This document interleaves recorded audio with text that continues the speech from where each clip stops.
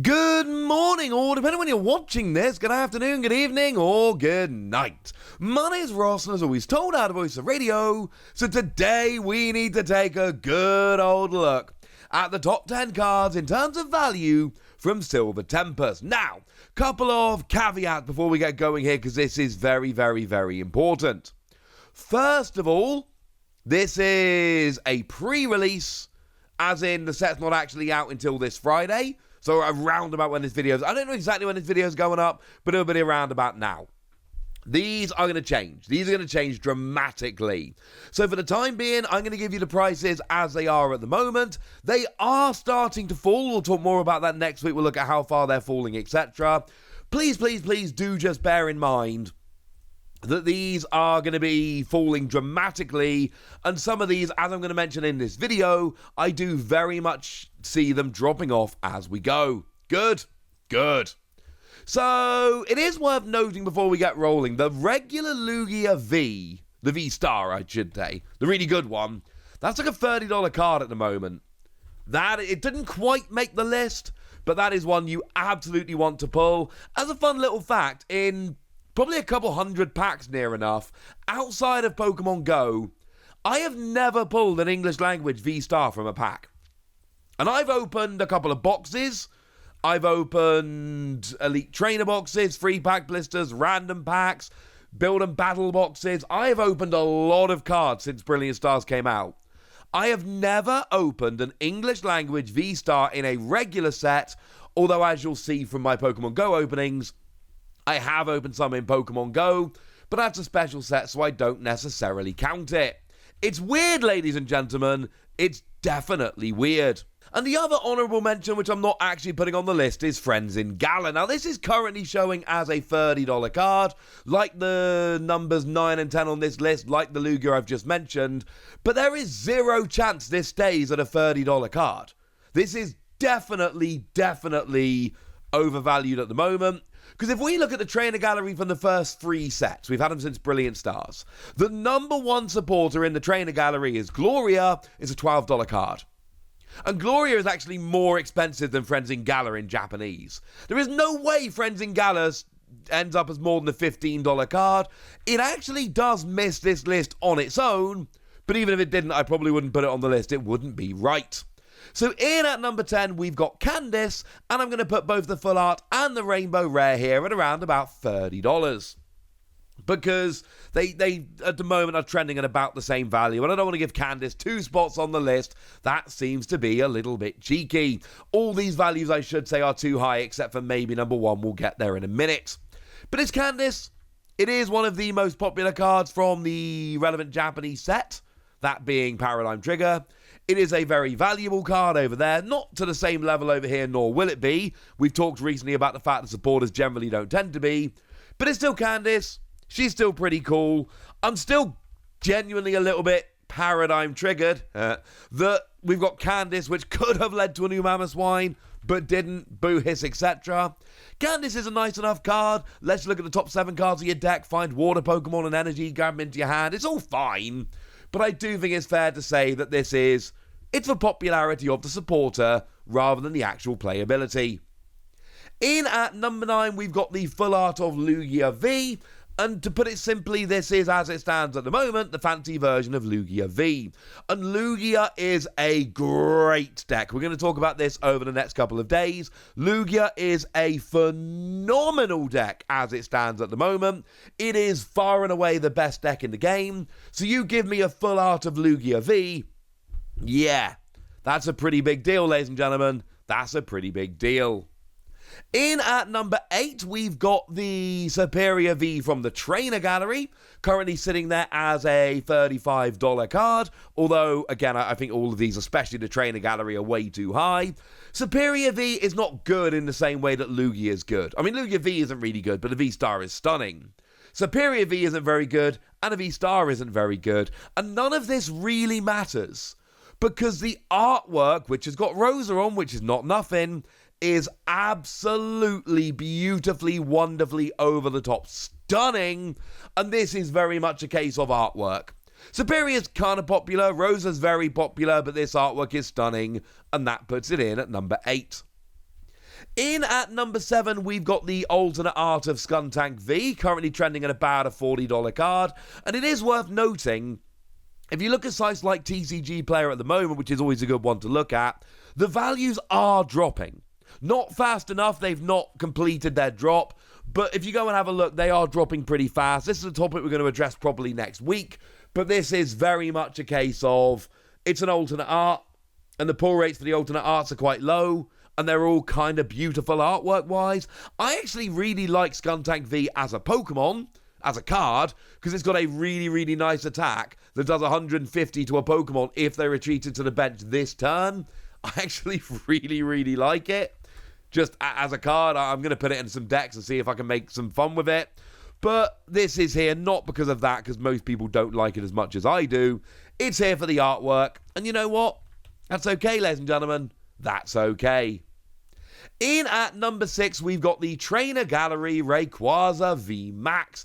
Incidentally, it is just this and the Serperior. They are the only Trainer Gallery cards on this list. But please, please, please do remember that as a general rule, the Trainer Gallery cards have really good pull rates, and they just don't attract much value at all. You have been warned.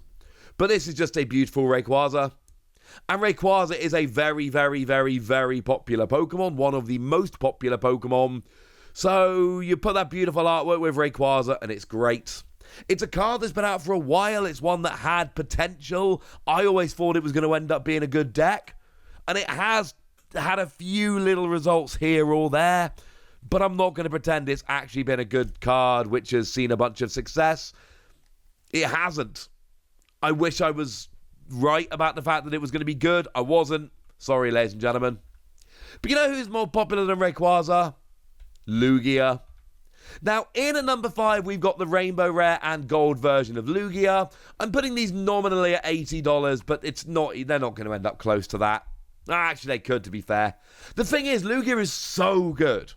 Like, as it stands at the moment, if we look at recent parallels, we've basically got Mew, and we've got Palkia. I'm not including Arceus because Arceus is like 50 different decks in one. I'm talking about one card that comes out as a pretty obvious deck in one set. We had Mew in Fusion Strike. We had Palkia in Astral Radiance. Yeah, they are the two really big ones lately. And it is early. Let's be super clear. It is early. But it looks like Lugia could be bigger than either of those two. It is looking monstrously good. And for that reason, the Gold and Rainbow Rare versions of Lugia, which are the good fancy versions, there is a very good chance that they actually end up being really, really valuable because people just like the deck that much. So I like the place, and I like the order. The order of this list seems pretty good, except the Trainer Gallery I do expect to drop. But value-wise, I still think 80 is too high. In at number 4, we've got the alternate art of Unown V, which is currently sitting at an $85 card. This is a weird one, because we've seen in recent sets. So, for instance, in Astral Radiance, it was Machamp. And then in Lost Origin, it was Aerodactyl. Cards where people like the artwork that end up ballooning in value far higher than they should, especially when you look at the value of the cards in Japan, and end up being unreasonably expensive in a way that doesn't really make much sense.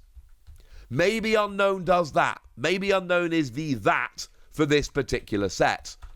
I actually really like it. It's got an attack for free energy that if you got one prize remaining, you insta-win the game, which I love. But here it's just the artwork is extremely cool and people love it. In at number 3, we've got Serena. As I record this, Serena is, the market price over on TCG Player is currently showing as $90. That is actually dropping as we go. I've seen a bunch of listings for nearer $60, $70. So Serena's at number 3 at the moment, but don't be surprised if it drops a bit lower. Incidentally, it will be in the top 10. I feel very confident about that. But it wouldn't surprise me if it dropped below some of the fancier cards. Things like the Lugia V-Star, the Unown V, I could see this dropping below. And with obviously Silver Tempest coming out this weekend, you need to know which cards you're looking for. You're looking for Serena. First of all, Serena's just a really popular character. Secondly, the artwork is amazing. And thirdly, it's a really good card. It's gusting, but it's gusting that only works on Pokemon V. You can gust up a Pokemon V if you feel so inclined. But also, it's a draw engine, which is kind of ridiculous. So it's one of those you kind of have a choice as to which one you go for. Either you bring up a Pokemon V from the bench, or you discard up to 3 cards from your hand and then draw until you got 5 cards in hand. So it's kind of good in the early game for draw or the mid to late game for gusting. It's a really good card and a popular character. I still don't think it'll settle much above $50 because supporters don't ever really tend to. But I do see this as probably the most expensive supporter in the game moving forward. In at number 2, we've got the alternate art of Regidrago V. And the Regidrago actually seems a little disappointing, unfortunately. It seems like it is not as good as I thought it was going to be.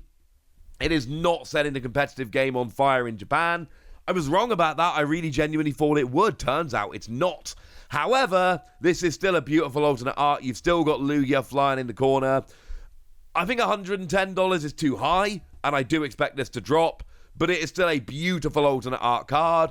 And over the past few months, we have seen these alternate art cards in general rising in price, which we probably should, to be honest, because it's the best artwork in the game right now. And then obviously at number 1, it's Lugia. You knew Lugia was going to be number 1. I didn't need to tell you this. You didn't need to hear it. We all knew Lugia was going to be number 1. It's currently about a $300 card, and this is one that I could see sticking or rising, because the hype of this card is real.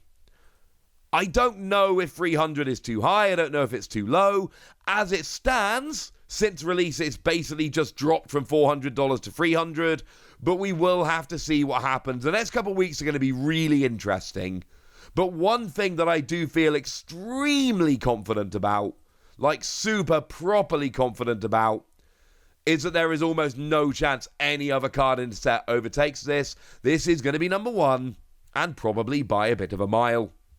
So there we go, ladies and gentlemen. Those are the top 10 most expensive cards from Silver Tempest. And now it's over to you guys. Tell me which of these cards you think are legit. Tell me which you think are overvalued. Tell me which cards in Silver Tempest you want to be picking up. Go nuts in the comment section, but be nice. And then make sure you like this video, subscribe to this channel, follow me on Twitter at @TheWasi. That's where we talk Pokemon and card games and Pokemon card games, all kinds of fun things. And please do consider checking out patreon.com/PTCG Radio, where you can support the channel. You can get some bonus podcasts where I answer all of your questions. You can join a Discord and have lovely chats with us, which I think is always lots of fun. And you can get shout-outs on the channel, like the lovely Tobias DePrato, who has been a supporter of ours for a couple of months now and does seem to be a very lovely person. So thank you very much for the support, and thank you for being a very lovely person. But by far the most important thing as always, look after yourselves till next time, would ya? Thank you very much for watching. My name's Ross, and you've been watching PTCG Radio.